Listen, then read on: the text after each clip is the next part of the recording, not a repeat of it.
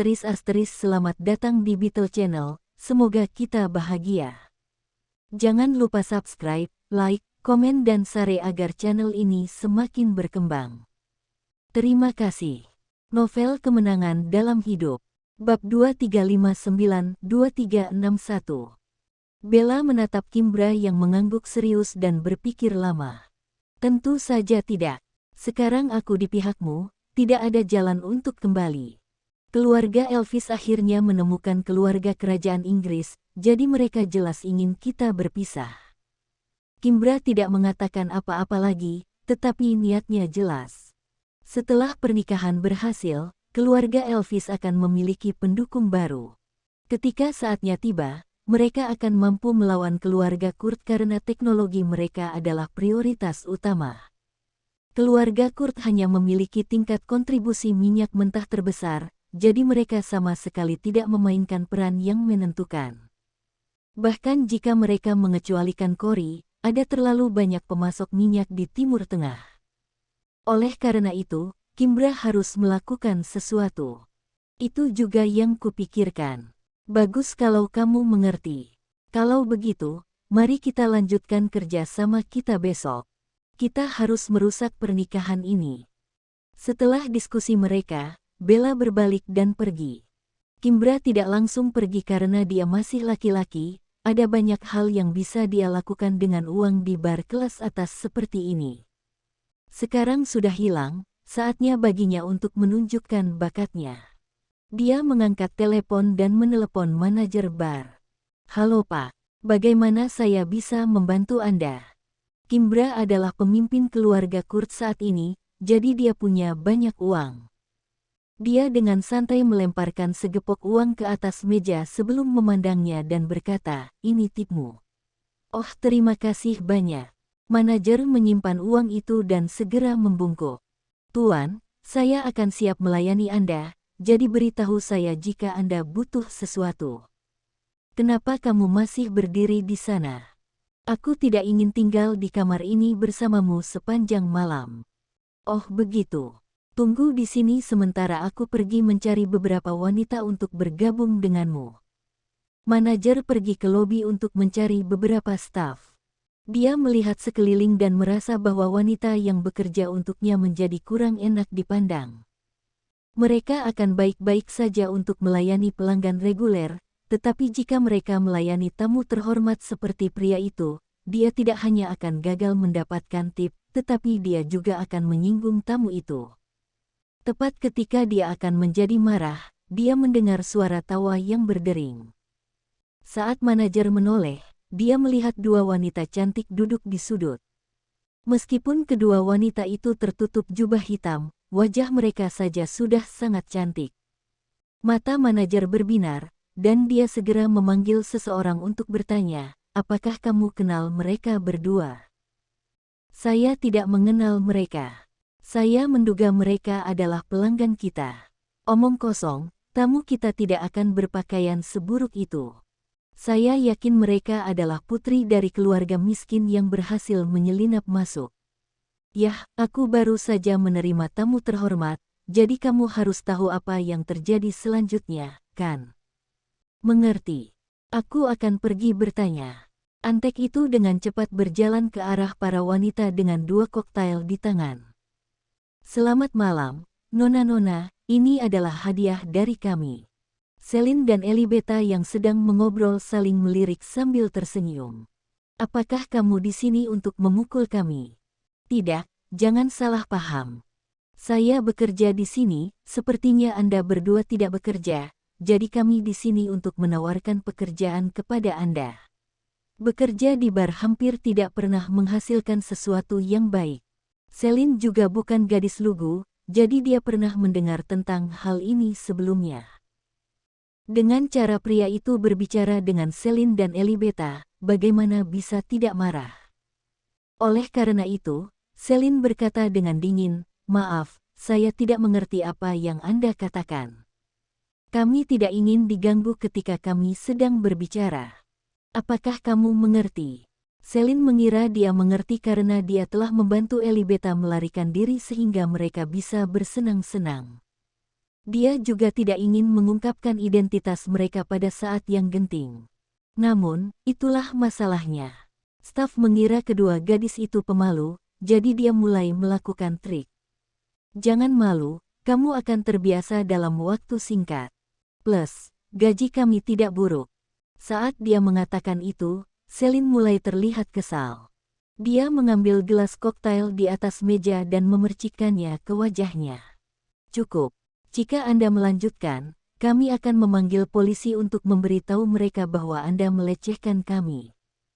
Tingkah lakunya juga membuat Antek itu marah, dan dia langsung bertepuk tangan. Hei, mengapa bertindak tidak bersalah ketika Anda jelas-jelas seorang pelacur? Beraninya kau melawanku dan bahkan mengancam akan memanggil polisi. Penjaga. Antek itu berteriak, dan 4 atau 5 penjaga langsung mengepung mereka. Elibeta panik saat dia dibesarkan di keluarga kerajaan Inggris, jadi dia telah dimanjakan sepanjang hidupnya. Dia belum pernah mengalami situasi seperti ini sebelumnya, jadi dia telah ketakutan setengah mati untuk beberapa waktu sekarang. Meskipun Celine keras kepala, dia tetaplah seorang gadis. Ketika dia dikepung, yang bisa dia lakukan hanyalah berteriak, "Tolong!" Namun, dia tidak berada di jalanan, jadi tidak ada gunanya dia meminta bantuan. Bahkan jika dia menarik perhatian seseorang, Antek itu akan bertindak bodoh dan mengatakan bahwa itu adalah masalah keluarga yang harus mereka selesaikan sendiri. Antek itu takut membuat keributan, jadi dia mengeluarkan taser. Celine dan Elibeta disetrum dan dibawa turun. Setelah mereka dibawa keluar, Antek melihat manajer di luar juga. "Manajer, mengapa Anda tidak memberitahu saya bahwa keduanya sedikit? Kalau tidak, saya akan dibawa kembali." Manajer itu tercengang. Mengapa keduanya pingsan? Setelah dia bertanya, Antek itu menceritakan kisahnya. "Apa? Aku baru saja berhasil menemukan kedua gadis ini, jadi aku memintamu untuk berbicara dengan mereka." "Mengapa Anda melakukan hal seperti itu?" "Hah? Anda tidak menentukan." Antek itu kehilangan kata-kata, tetapi manajer itu juga kejam, dan dia segera mengambil keputusan. "Bagus. Karena sudah selesai, jangan bicarakan itu, cepat dan kirim mereka ke atas ke kamar pribadi nomor 8 secepat mungkin." "Ya Pak." Antek itu masih mencari pujian sebelumnya, tapi sekarang dia tidak berani mengucapkan sepatah kata pun.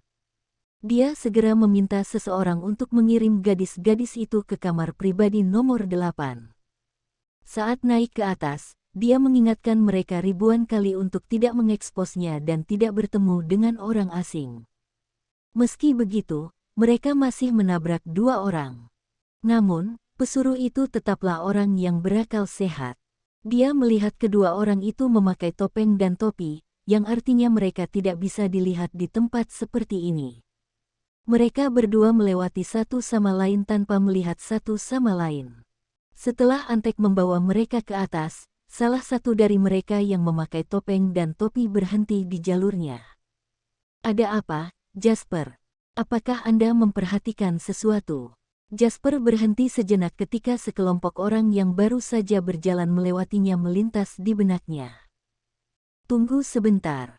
Mengapa saya merasa bahwa salah satu gadis yang mereka bawa tadi terlihat seperti Celine?" Mendengar itu, Julian tercengang.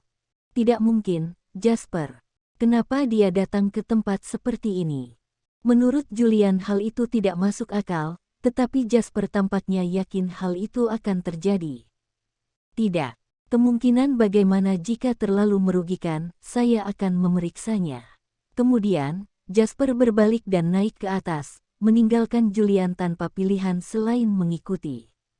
Dia tahu bahwa mereka perlu menyelidiki ini secara menyeluruh, tetapi jika yang dilihat Jasper adalah kebenaran, maka situasinya akan menjadi jauh lebih mendesak dan parah. Jasper tiba di lantai 2 saat dia berbicara, dan kebetulan ada celah kecil di pintu kamar pribadi di sepanjang koridor. Dari celah itu, mereka bisa melihat 2 wanita berbaring tanpa sadar di sofa, dan seorang pria mengawasi mereka sambil melamun. Saat mengintip, dia tertegun. Bu, bukankah itu Kimbra dari keluarga Kurt? Jasper langsung melihat ini sebagai peluang bagus. Anda yakin? Tentu saja. Aku kepala intelijenmu, Jasper. Saya tidak mungkin salah mengira dia untuk orang lain. Kalau begitu menyingkirlah. Aku harus mencatat ini sebagai bukti. Jasper mengeluarkan ponselnya dan menyelipkannya melalui celah di pintu. Pada saat yang sama, dia juga bisa melihat apa yang terjadi di dalam ruangan melalui rekaman video. Semuanya baik-baik saja sampai Jasper melihat Kimbra menarik salah satu gadis ke posisi duduk dan mengenali wanita yang dimaksud. Celine lah yang membuat Jasper geram. Tanpa sepatah kata pun, Jasper mendobrak pintu dan menerobos masuk. Melihat hal tersebut, Julian kaget dan segera mengikutinya. Kimbra yang hendak bersenang-senang juga dikejutkan oleh gangguan Jasper yang tiba-tiba. Siapa kamu? Bukan urusanmu. Yang perlu Anda ketahui adalah jauhkan tangan Anda dari wanita itu. Jasper mengangkat tinjunya dan mengayunkannya ke arah Kimbra. Kimbra jatuh ke tanah. Dia telah minum sebelum ini, jadi butuh beberapa waktu untuk bangkit kembali. Jasper mengambil kesempatan itu untuk berjalan ke sofa dan dengan lembut menepuk pipi Celine. Bangun, ayo, bangun. Celine baru sadar kembali setelah Jasper menekan titik tekanan di bawah hidungnya. Bingung, dia memandang Jasper dan bertanya, "Di mana saya?" "Itu pertanyaanku." Jasper berkata dengan muram, "Bagaimana kamu bisa sampai di sini? Bukankah kau seharusnya menghadiri pernikahan?" Celine ingin menjelaskan dirinya sendiri ketika dia tiba-tiba melihat Kimbra mengambil vas dan berjalan mendekat. "Hei, awas!" Jasper langsung melakukan dung dan melanjutkan dengan grappling lawan mereka saat dia berhasil mengendalikan Kimbra. Kimbra memucat karena kesakitan, tetapi dia tidak bisa bergerak sama sekali. Karena itu, dia terpaksa berteriak pada Jasper. "Kamu bajingan!